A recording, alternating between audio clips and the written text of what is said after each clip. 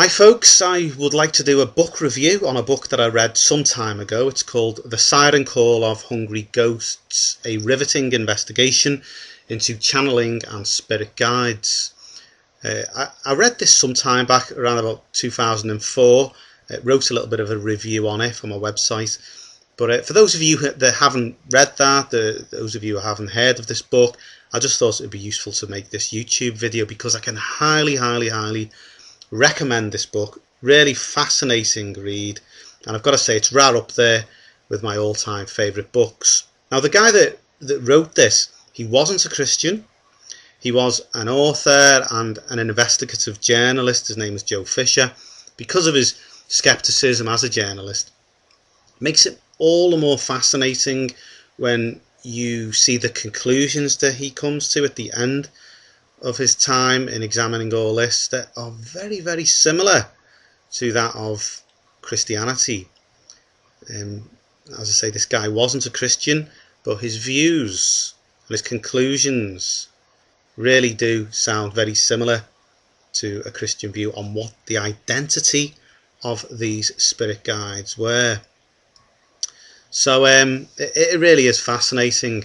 Now, during the course of his 5-year research, Fisher was led to becoming a regular attendee, really, with a gathering of people interested in all kinds of paranormal phenomena.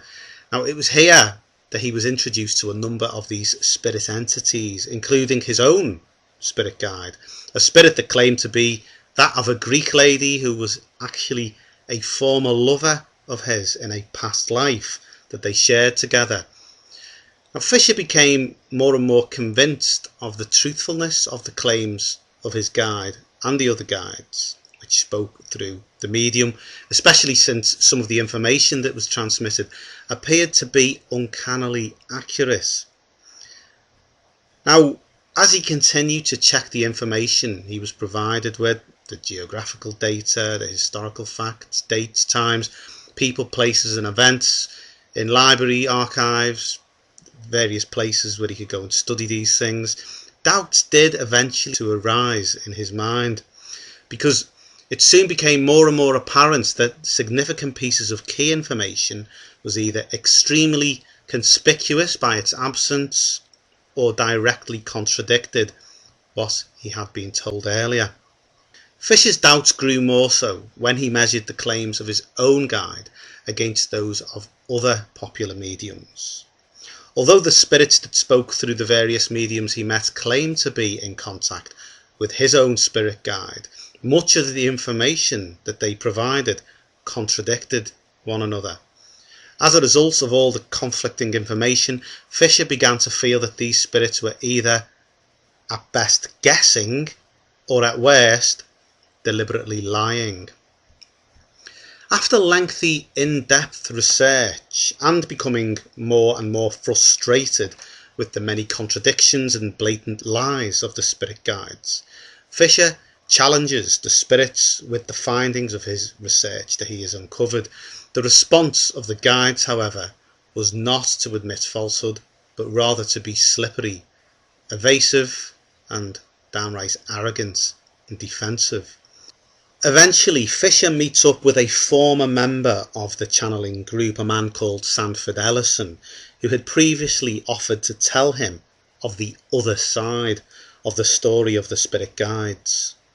Ellison reveals that his time with the guides led him into becoming increasingly manipulated and controlled by them, eventually leading to the breakdown of his marriage.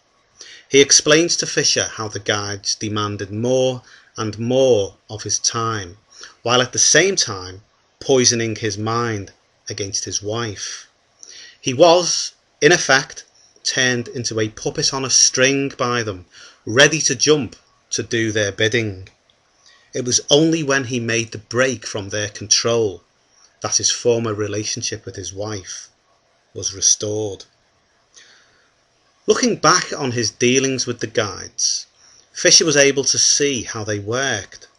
As well as resorting to blatant half-truths and downright lies, they used such tactics as flattering their listeners and were highly intelligent masters in manipulation. They were slippery and difficult to pin down, able to change the subject. When questioned about contradicting facts, they would just switch things. Although they often spoke of the good for humanity, love and forward development, it soon became apparent that their true motives were to simply control and live vicariously through physical beings. Hence the name of the book, Hungry Ghosts. They would feed off people. The final part of the book finds the author still grappling with the question of what exactly the spirit guides were. Enough evidence was gathered to demonstrate that some of the information could not have been gathered by natural means, so conscious fraud on the part of the mediums did not seem to be the best choice of explanation. It seemed that these entities, whatever they were not what they claimed to be, i.e. spirits of the dead. Despite them being able to deliver great amounts of supernatural information, they lied about their identities and would be caught out over and over again. Fisher's conclusion: these spirits were lower earthly spirits, lying beings, which were desperate to attach themselves to human beings, like parasites.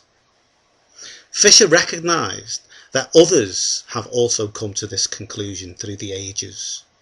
He refers to the other historical sources, including the Bible, that identify these spirits as malevolent evil beings, i.e. demons. The epilogue to this 2001 edition of Fisher's book still shows him somewhat haunted by his experience with the spirits and sounding out a personal warning for those who would seek to enter the world of spirit guides and channelers.